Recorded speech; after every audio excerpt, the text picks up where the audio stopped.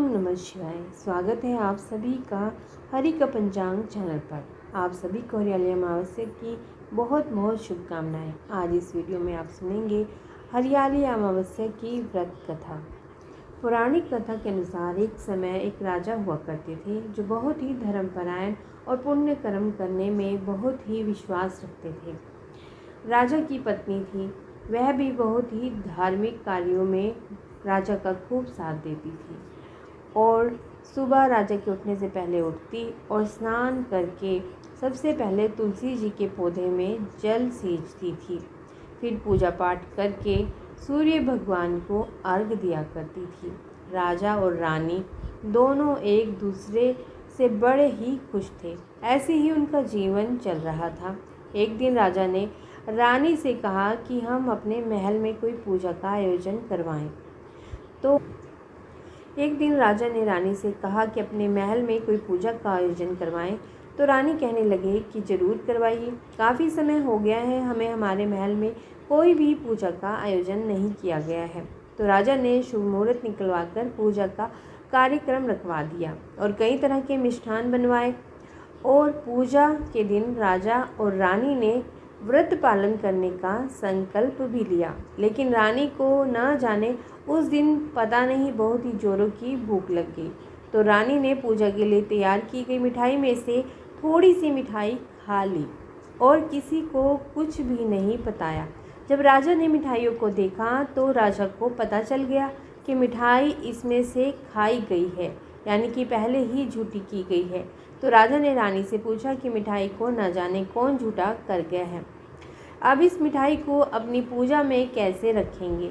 तो रानी ने झूठ बोल दिया कि महल में इतने सारे चूहे हैं, जरूर चूहों ने ही मिठाई को झूठा किया है। तो यह सुनकर राजा को गुस्सा आ गया। महल में तो एक ही चूहा रहता था। तो राजा ने चूहे को पकड़कर बाहर फेंकने का आदेश दे दिया।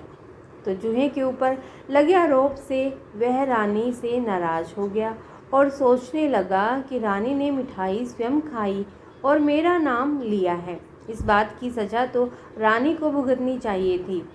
फिर भी उस दिन महल में पूजा के लिए खूब सारे मेहमान आए हुए थे। दिन में पूजा पाठ का कार्यक्रम संपन्न हुआ और कुछ मेहमान राजा के महल में वहीं पर रुक गए। तो राजा ने उनके सोने का प्रबंध भी कर दिया। आधी रात हुई तो चूहे ने जाकर रानी के कमरे से साड़ी ले जाकर मेहमानों के कक्ष में रख दी। सुबह हुई तो राजा मेहमानों को उठाने के लिए गए तो वहाँ पर रानी के कपड़े पड़े हुए देखकर उन्हें बड़ी ही हैरानी हुई और रानी पर बुरी तरह से गुस्सा भी हो गए। राजा ने रानी को उसी समय महल से बाहर निकाल दिया। तब रानी ने राजा से कुछ नहीं कहा, क्योंकि रानी को समझ में आ गया था कि मैंने आज झूठ बोला था, उसी का फल मुझे इस रूप में मिल रहा है। तो रानी वहाँ से सीधे निकलकर जंगल की ओर चली गई। फिर रास्ते में उसे कुछ महिलाएं पूजा करती हुई दिखाई दी। तो रानी ने उनसे पूछा कि बहनों, आप यह सब क्या कर रही हैं और इसके करने से क्या फल मिलता है। और इसके करने पर महिलाएं कहने लगी कि आज हरियाली अमावस्या है और हम भगवान शिव और माता पार्वती की पूजा कर रही हैं। इस व्रत को करने से वैवाहिक जीवन में आए दुखों का अंत हो जाता है और अखंड सुख और सौभाग्य की भी प्राप्ति होती है। तो यह सुनकर रानी बड़ी ही प्रसन्न हुई और उनसे कहने लगी कि बहनों, अगर आप इस व्रत की विधि मुझे अच्छे से समझा दो तो आपका मेरे ऊपर बहुत बड़ा एहसान होगा। विधि जानकर रानी ने पूजा की शिव और माता पार्वती की और वह वहाँ पर जंगल में एक झोपड़ी बनाकर रहने लगी और वहाँ पर वह दिन रात पूजा किया करती थी और रोज़ शाम को महिलाओं के पास आकर शिव पार्वती जी की पूजा करती रही और एक घी का दीपक जलाकर उसके पास ज्वार बांटती और पूजा करने के बाद में गुड़धानी का प्रसाद बांटती। तो एक दिन की बात है कि राजा शिकार करके उधर से जा रहे थे तो आते जाते अंधेरा हो गया और राजा की नज़र पड़ी कि कोई चमकीली वस्तु नज़र आ रही है। तो राजा देखने के लिए उस पेड़ के पास चले गए। राजा ने जाकर देखा कि वहाँ तो बहुत सारे दीपक जल रहे हैं और वह आपस में बात भी कर रहे थे। सारे अपनी अपनी बीती बता रहे थे। तो रानी का वह दिया चुपचाप बैठा हुआ था। तो सारे दिए कहने लगे कि तुम चुपचाप क्यों बैठे हो, तुम अपनी बात हमें बताओ, तुम्हारी पूजा क्यों की जाती है। वह दिया कहने लगा कि मैं तो राजा के घर का हूँ, क्या बोलूँ। मेरे राजा बहुत ही धर्मपरायण थे और रानी भी राजा की हर बात माना करती थी और धार्मिक कार्यों में उनका साथ दिया करती थी। एक दिन महल में पूजा का कार्यक्रम रखा गया। उस दिन रानी को न जाने क्या हो गया, उन्हें बहुत जोरों की भूख लग गई और उन्होंने प्रसाद की मिठाई भी खा ली। परंतु मिठाई खाने के बाद जब राजा ने पूछा तो रानी ने चूहे का नाम लगा दिया, जिससे वह चूहा रानी से नाराज़ हो गया और अपना बदला लेने के लिए उसी रात रानी के कपड़े ले जाकर मेहमानों के कमरे में उस चूहे ने रख दिए। सुबह जब राजा ने रानी के कपड़ों को मेहमानों के कमरे में देखा तो वह क्रोधित हो गए और इस बात से अनजान थे कि रानी निर्दोष है, परंतु फिर भी उन्होंने रानी को महल से निकाल दिया। तभी से रानी यहाँ पर झोपड़ी बनाकर रहती है और शिव पार्वती जी की पूजा करती है और यह दीपक जलाती है।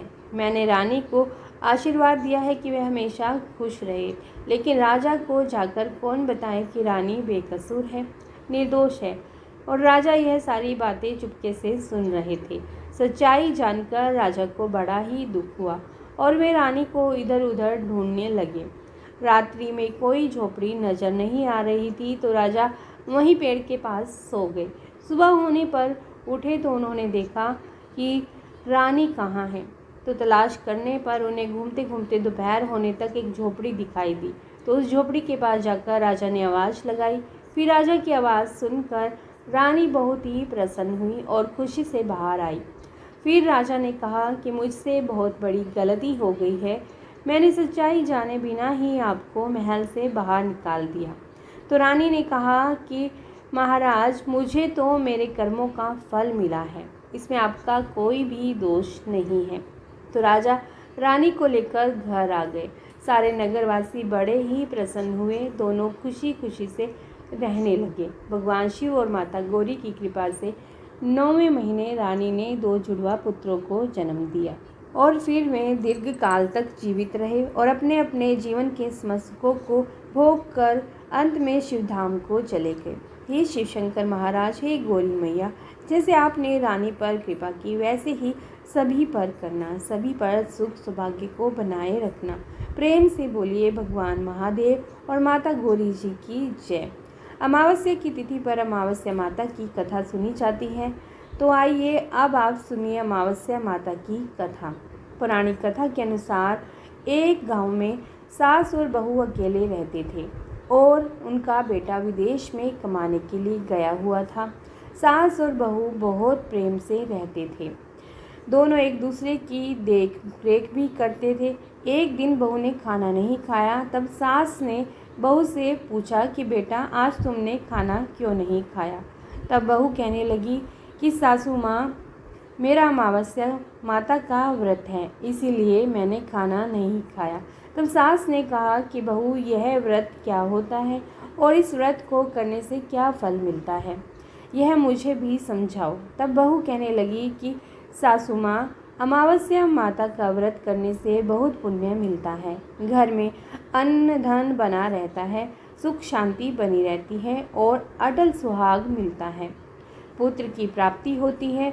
और इसी तरह से 3 पनौती अमावस्या माता का व्रत भी रखा जाता है। इस व्रत में हर वर्ष अलग अलग खाना खाया जाता है और विष्णु भगवान के मंदिर में चढ़ाया जाता है या फिर किसी ब्राह्मण को दान दक्षिणा दी जाती है। इस व्रत में पहले साल शक्कर, घी और चावल से बना खाना खाया जाता है और पहले साल व्रत पूर्ण होने के बाद 1.25 किलो चावल और 1 कटोरी घी और 1 कटोरी शक्कर का दान ब्राह्मण देवता को दान में दिया जाता है। दूसरे साल जो घी और शक्कर से बना खाना खाया जाता है। इसी तरह जब दूसरे साल का व्रत पूर्ण हो जाए तब 1.25 किलो जौ, 1 कटोरी घी और 1 कटोरी शक्कर किसी मंदिर में चढ़ाई जाती है या किसी ब्राह्मण को दान में दिया जाता है। तीसरे साल गुड़, तेल और घी से बने व्यंजन बनाए जाते हैं और खाए जाते हैं। जब तीसरे साल व्रत पूर्ण हो जाए तब आधा किलो तेल, गुड़ और 1 कटोरी घी किसी मंदिर में चढ़ाया जाता है या फिर ब्राह्मण को दान में दिया जाता है। इससे ही सासू माँ 3 पनौती अमावस्या का व्रत कहा जाता है कि माँ जी इस व्रत का संकल्प लेने के बाद इसे पूरा करना जरूरी होता है। अगर पूरा नहीं कर सकती तब घर परिवार में झगड़ा और घर में अशांति बनी रहती है, कलह होता है। तब सासू माँ कहने लगी कि बहू मेरी तो उम्र हो गई है, लेकिन तुम यह व्रत जरूर करते रहना। और तब बहू यह व्रत करना प्रारंभ करती है। एक दिन बहू ने किसी के कहने पर गेहूं से बनी रोटी खा ली और अमावस माता इस बात से क्रोधित हो गई। अब जो सासू और बहू कभी बहू से प्रेम से रहा करती थी, अब उन दोनों में झगड़े होने लगे। सभी गांव वाले भी हैरान हो गए कि अब इनको क्या हो गया, इनके घर में यह सब क्या हो रहा है। सास अपनी बहू को कहने लगी कि जब से तुम हमारे घर में बहू बनकर आई हो तब से हमारे घर की लक्ष्मी चली गई है। तुम हमारे लिए बिल्कुल भी शुभ नहीं हो। तब बहू ने कहा कि माँ जी, आपके घर की लक्ष्मी चली गई है तो मुझे बताओ कि वह कहाँ मिलेगी, मैं लक्ष्मी को लेकर आऊँगी। तब सासू माँ कहने लगी कि बहू, लक्ष्मी तुम्हें समुद्र के बीच में भगवान विष्णु के पैर दबाते हुए मिलेगी। यह सुनकर बहू कहने लगी कि चली जाती हूँ माँ जी, अब तो मैं लक्ष्मी जी को लेकर ही वापस आऊँगी, नहीं तो मैं इस घर में पैर भी नहीं रखूँगी। ऐसा कहकर बहू लक्ष्मी की खोज में चली गई। जब बहू लक्ष्मी की खोज के लिए निकली तब उसे बीच रास्ते में एक गाय मिली। गाय बहू से पूछने लगी कि आप कहाँ जा रहे हैं। तब बहू कहने लगी, गाय माता, मेरी सास कहती है कि मेरे आने से उनके घर की लक्ष्मी चली गई है और धन की कमी हो गई है। उनके घर की लक्ष्मी जाने का कारण मैं ही हूँ। अब मैं लक्ष्मी को लेने जा रही हूँ। तब गाय माता कहने लगी कि बेटी, अगर तुम जा रही हो तो भगवान से मेरे बारे में भी पूछ लेना। तब बहू कहने लगी कि ठीक है गाय माता, मैं आपके बारे में भी पूछ लूँगी। तब गाय माता कहने लगी कि जब मेरा बछड़ा होता है तो वह मर जाता है, जिंदा नहीं रहता। तुम लक्ष्मी जी से पूछ लेना कि आखिरकार मेरे साथ ऐसा क्यों हो रहा है। मैंने ऐसे कौन से पाप कर्म किए हैं जिसकी वजह से मुझे यह सब देखना पड़ रहा है। तब बहू कहने लगी, गाय माता, मैं आपके बारे में ज़रूर पूछ लूँगी। ऐसा कहकर बहू आगे बढ़ गई। जब आगे बढ़ी तो रास्ते में उसे एक घोड़ी मिली जिसके गले में घंटी बंधी हुई थी। घोड़ी ने कहा कि बेटी, तुम मेरे दुख का निवारण लक्ष्मी जी से पूछ लेना। तब बहू कहने लगी कि मैं ज़रूर पूछ लूँगी।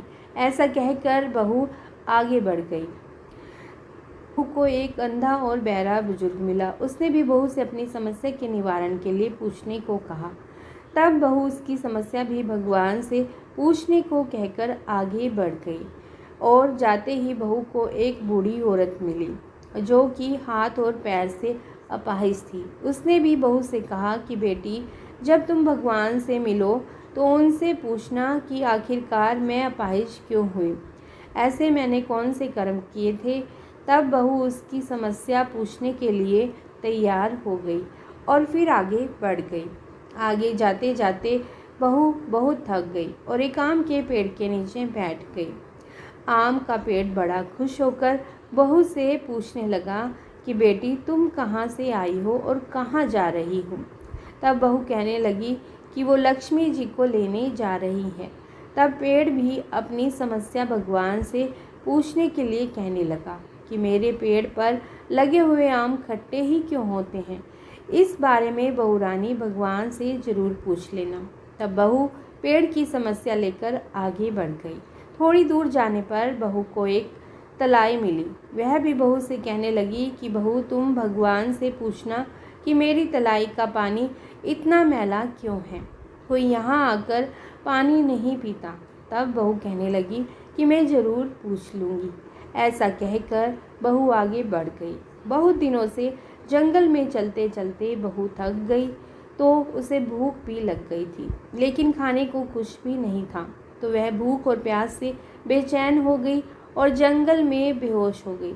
उसी समय भगवान श्री हरि और माता लक्ष्मी जी घूमते हुए उधर से जा रहे थे। तब माता लक्ष्मी जी विष्णु भगवान से कहने लगी कि हे नाथ, यह तो आपकी बहुत बड़ी भक्त है, आप इसके दुख का निवारण कीजिए। तब भगवान श्री हरि कहते हैं कि इस संसार में तो बहुत से जीव दुखी हैं, सभी अपने अपने कर्मों का फल भोग रहे हैं, मैं किस किस के दुख का निवारण करूं। तब माता लक्ष्मी जी भगवान श्री हरि से विनती करने लगी और कहने लगी कि वह भूखी और प्यासी है, अगर इसे जंगल में छोड़ दिया जाए तो जंगली जानवर उसे खा जाएंगे। माता लक्ष्मी जी की बात को सुनकर भगवान श्री हरि एक साधु का वेश धारण करके बहू के पास गए और उसे होश में लेकर आए। बहू के होश में आते ही साधु वेश में भगवान उससे पूछने लगे कि वह यहाँ क्यों आई है और कहाँ जा रही है। तब बहू ने सारी बात बता दी कि उसकी बात को सुनकर भगवान श्री हरि और माता लक्ष्मी प्रकट हो गए और उनके साथ साथ प्रकट हुई अमावस्या माता भी। बहू यह सब देखकर उनके चरणों में गिरकर उन्हें प्रणाम करने लगी। तब अमावस्या माता बहू से कहने लगी कि बेटी, तूने मेरे व्रत को खंडित किया है, इसी की सज़ा तुझे मिली है, लेकिन अब मैं तुझे क्षमा करती हूँ। अब तुम घर को जाओ, तुम्हारा घर अन्न और धन से भर जाएगा, तुम्हारा घर सुंदर महल में बदल जाएगा और तुम्हारी सभी मनोकामनाएं भी पूर्ण हो जाएंगी। यह सब होने के बाद बहू ने रास्ते में जो भी मिला था उन सभी के दुखों का निवारण करने के लिए विनती की। तब भगवान श्री हरि कहने लगे कि गाय ने कभी अपना दूध किसी और को नहीं पिलाया, इस कारण उसके बछड़े जिंदा नहीं रहते। तुम उसका दूध पी लेना, फिर उसके बछड़े भी जिंदा रहने लगेंगे। और घोड़ी पिछले जन्म में आटा पीसने वाली महिला थी, वो किसी को आटा पीस कर नहीं देती थी, इसीलिए उसके गले में चक्की के पात बंधे हुए हैं। तुम उसके पात खोल देना, वो बिल्कुल ठीक हो जाएगी। और वह बुजुर्ग कभी भगवान के मंदिर नहीं गया, ना ही कभी उसने भगवान के भजन सुने। तुम उसे ले जाकर मंदिर में दर्शन करवा देना, इससे वो ठीक हो जाएगा। अपाहिज महिला, उसने कभी अपनी जवानी में दान पुण्य नहीं किया, उसकी यही सज़ा मिली है। तुम उससे कुछ भी दान करवा देना तो उसकी विकलांगता भी दूर हो जाएगी। और वो आम का पेड़, उसने तो कभी अपने पेड़ के आम किसी बच्चे को खाने ही नहीं दिए कभी, इसी कारण उसके सभी आम खट्टे हो गए हैं। अब तुम उस पेड़ का आम खा लेना और उसके बाद से उस पेड़ पर मीठे आम आने लगेंगे। और तलाई का पानी पिछले जन्म में देवरानी जेठानी थी, जो हमेशा आपस में झगड़ा किया करती थी, इसीलिए उसका पानी मैला है। तुम उसका पानी पी लेना तो वह तलाई शुद्ध हो जाएगी, फिर लोग वहाँ आकर पानी पीने लगेंगे। इस प्रकार बहू ने भगवान श्री हरि, माता लक्ष्मी जी और अमावस्या माता को प्रणाम किया, उन्हें धन्यवाद दिया और अपने घर के लिए वापस चल पड़ी। और रास्ते में उसे जो जो भी मिला उनकी सभी समस्याएं भगवान के कहे अनुसार वह दूर करती रही और चलती गई। उसे भर भर कर सभी ने आशीर्वाद भी दिया। घर पहुंचते ही उसका टूटा फूटा घर एक सुंदर महल में बदल गया। उसके घर में अब अन्न और धन के भंडार भर गए। अब बहू ने सासू माँ से कहा कि सासू माँ, आपने तो सच में कहा था कि मैं आपके लिए शुभ नहीं हूँ। मेरे जाने से ही आपके घर में लक्ष्मी आई है, आप यहाँ रहिए, मैं मरने जा रही हूँ। तब सास ने कहा, बेटी, ये सब तुम्हारे अमावस्या माता की व्रत की करने का ही फल है जो हमें मिला है। तुम यहीं पर रहो, अब तुम यहाँ से कहीं नहीं जाओगी। इस प्रकार सास और बहू खुशी खुशी रहने लगे। और फिर एक दिन सास का बेटा भी विदेश से वापस आ गया और घर में जब उसने खूब धन दौलत और धन के भंडार देखे, तब उसकी माँ ने सारी बातें अपने बेटे को बता दी। इस प्रकार से वे लोग खुशी खुशी रहने लगे और तीनों मिलकर अमावस्या माता के व्रत को रखने लगे। प्रेम से बोलिए अमावस्या माता की जय। इस कथा को कहने, सुनने और ओंकार भरने वाले सभी भक्तों के घर में धन धान्य के भंडारे भरते रहे। सभी की रक्षा करना है अमावस्या माता, आप सभी की रक्षा करना। प्रेम से बोलिए अमावस्या माता की जय। अब सुनिए अमावस्या व्रत की तीसरी कथा। इस कथा को सुने बिना हमें हमारे व्रत और पूजा पाठ का पुण्य फल नहीं मिलता। तो बोलो लपसी तपसी की जय हो। एक लपसी था, एक तपसी था। तपसी हमेशा भगवान की तपस्या करता था, लेकिन उसे चोरी करने की आदत थी। लपसी हमेशा सवा सेर की लपसी बनाता और पहले भगवान को भोग लगाता, उसके बाद में स्वयं भोजन करता। दोनों भाइयों का यही नियम था। तो एक दिन कोई बात को लेकर दोनों में कहासुनी हो गई। तो तपसी बोला कि मैं रोजाना भगवान की तपस्या करता हूँ, इसीलिए मैं बड़ा हूँ। तो लपसी बोला कि मैं रोज भगवान को सवा से लपसी का भोग लगाता हूँ, इसीलिए मैं बड़ा हूँ। ऐसा कहते हुए दोनों जोर जोर से लड़ने लगे। तभी वहाँ से नारद जी गुजर रहे थे। दोनों को लड़ता हुआ देखकर वहाँ आए और उनसे पूछा कि तुम दोनों लड़ क्यों रहे हो। तो दोनों ने अपने आप को बड़ा बताया और साथ में बड़ा होने का कारण भी बताया। तो नारद जी बोले कि मैं तुम्हारा फैसला कर दूंगा, कल आऊँगा, बता दूंगा कि कौन बड़ा है। दूसरे दिन लपसी और तपसी नहाकर अपनी रोज की भक्ति करने आए। तो नारद जी ने छुपकर 1.25 करोड़ की एक एक अंगूठी उन दोनों के आगे रख दी। जैसे ही भक्ति करते हुए तपसी की नज़र उस अंगूठी पर पड़ी तो उसने चुपचाप से उठाई और अपने पैर के नीचे दबा ली। लपसी की नज़र अंगूठी पर पड़ी, लेकिन उसने ध्यान नहीं दिया। उसने पहले भगवान को भोग लगाया और फिर स्वयं भोजन करने के लिए बैठ गया। थोड़ी देर बाद नारद जी सामने आए तो दोनों ने पूछा कि अब बताओ हम में से कौन बड़ा है। तो नारद जी तपसी से खड़ा होने के लिए कहने लगे। तो वह खड़ा हुआ तो उसके पैर के नीचे दबी हुई अंगूठी दिखाई दी। तो नारद जी ने तपसी से कहा कि तपस्या तो तुम करते हो, इतनी तपस्या करने के बाद भी तुम्हारी चोरी करने की आदत नहीं गई। यह अंगूठी मैंने ही तुम दोनों के आगे रखी थी। मैं यह देखना चाहता था कि तुम दोनों में से किसके मन में लालच है।